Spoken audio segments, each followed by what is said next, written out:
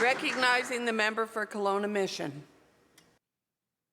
Thank you so much, Honourable Speaker. I welcome the opportunity to speak to this motion.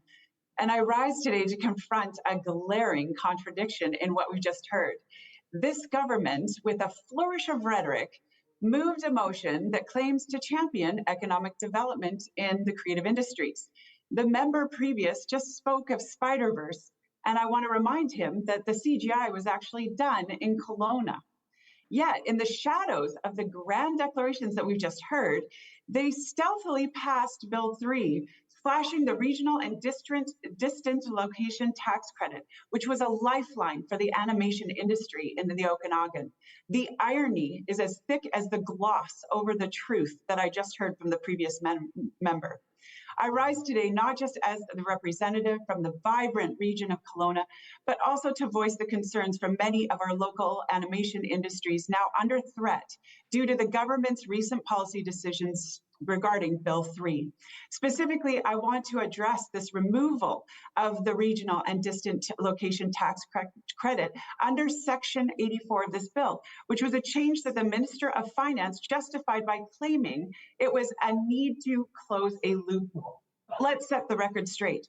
The government's evaluation of a supposed loophole was flawed, focusing on bad actors in Vancouver and punishing the bricks and mortar studios in the Okanagan who are playing by the rules and were investing in the industry's growth and success. This isn't about loopholes. This is more about the minister's blind spots. Let's be clear about the economic contributions at stake. This decision disproportionately affects regions like mine, Kelowna, while ignoring the true culprits of exploitation. According to a local industry veteran, the regional animation studios, like those in Kelowna, leverage these tax credits not just to survive, but to thrive and attract talent and develop depth and win the Oscars that the member just mentioned.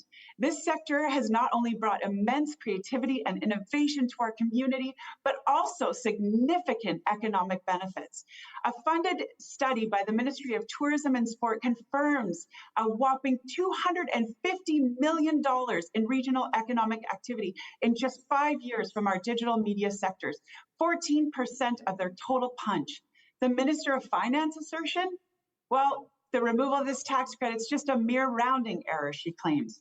But a cut to the tax credit was 0.25% of the total credit. To sacrifice $250 million of economic activity in the Okanagan and call this a rounding error? Reality begs to differ. And the discrepancy doesn't just stop there.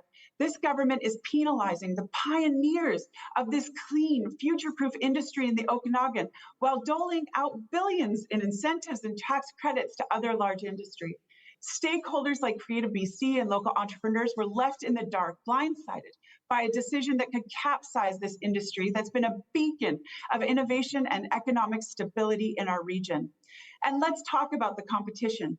Well, the noose around its own, Ontario rolls out the red carpet for its studios with tax credits that cover not just labor, but a buffet of production costs. The message? Well, that BC is closed for business while Ontario is seizing the future. This government's actions are not just a misstep, they are a march in the wrong direction. We're talking about real jobs, real families, real communities. They deserve more than to just be collateral damage in a poorly plotted economic strategy. Honourable Speaker, today's motion tries to mask the harsh reality of what's being done to an entire industry node in the Okanagan. It's a facade, and it's time we tear it down. How can members of the government stand up and say those words when industries are being shut out under their watch? The consequences of such an indiscriminate policy are dire. This NDP government is proceeding with a policy that not only undermines our regional economic development, but also shows a cavalier disregard for the very people it claims to support. I implore my colleagues, and particularly the Minister of Finance, to reconsider the ramifications of Section 84 of Bill 3. Honourable Speaker, this motion presented by the government is not supported by their actions on the ground. It's hypocrisy at its finest. Let's not cripple an industry that offers so much to our part of the province. Let's find a path that supports it and supports that growth not stifles it. I urge this government to deliver action. British Columbians have heard enough words, and Kelowna deserves better.